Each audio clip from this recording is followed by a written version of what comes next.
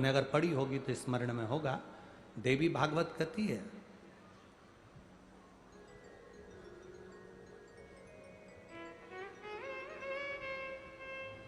जिसकी चमड़ी सफेद पड़ जाती है,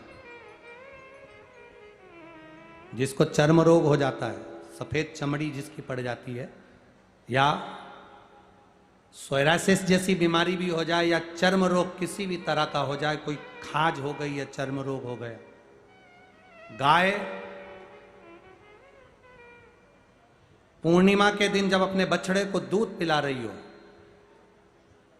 और बछड़ा जब दूध पी रहा हो, दूध पीते पीते बछड़े के मुख पर फेन आ जाता है, उस फेन को चम्मच में निकाल लीजिए।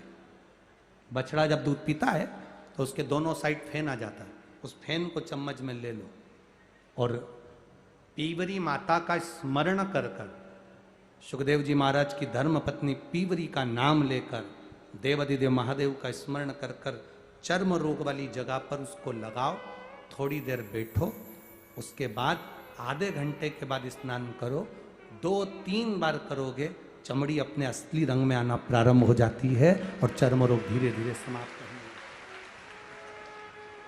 पीवरी विद्वत्ता का एक स्वरूप है। सुखदेव जी महाराज की धर्म पत्नी पीवरी का नाम कोई साधारण नाम नहीं। देवी भागवत में अगर आप पढ़ेंगे, देवी भागवत में ये संवाद मिलेगा। कोई तुमसे पूछे कि सियोर वाले महाराज ने कहां से बोला पीवरी का नाम, तो आप देवी भागवत में पढ़ सकते हैं, देवी भागवत में स्मरण कर सकते हैं। पीवरी, जनक जी ने कहा पीवरी से आप विवाह करो, मेरे बराबर का विद्वान है क्या वो, विद्वत्ता रखती है वो, जाओ।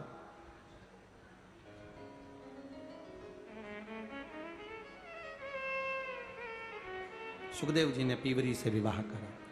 तो आज पार्वती जी को वो पितरों की कन्या अर्थात पार्वती जी की मौसी मैनावती की बहन पीवरी सामने नजर आई। पीवरी जैसे ही आ रही थी वैसे कि वैसे ही पितरों ने पीवरी का स्वागत करा, पीवरी का स्वागत करा पितर। बहुत ध्यान देने वाला विषय है। जिस नारी का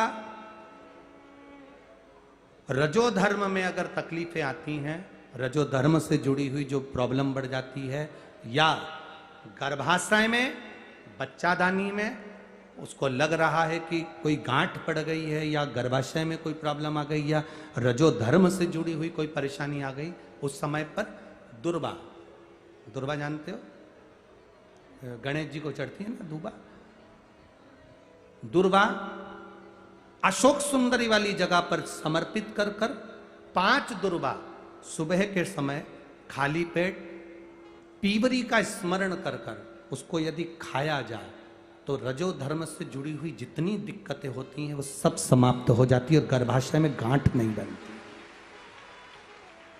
पीवरी, इस पीवरी के नाम का वर्णन बड़ा शास्त्र के अंतर्गत आया है महाराज, बड़ा बड़ा सुंदर भाव। पितरों की कन्या पीवरी के साथ जो सुखदेव जी महाराज का मंगल विवाह हुआ था, ये पीवरी कोई साधारण नहीं, एक आनंद का विषय है पीवरी, पितरों का एक वरदान है पीवरी, पितरों का एक आशीर्वाद है पीवरी। ये उनके लिए भी काम करती है पीवरी जिनका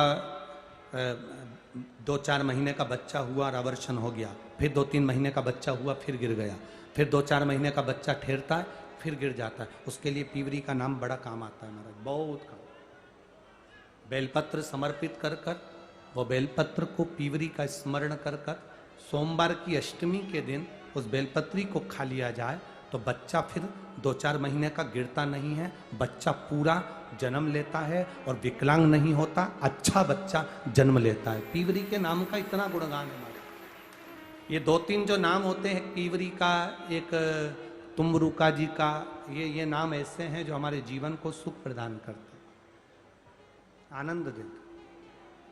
पीवरी,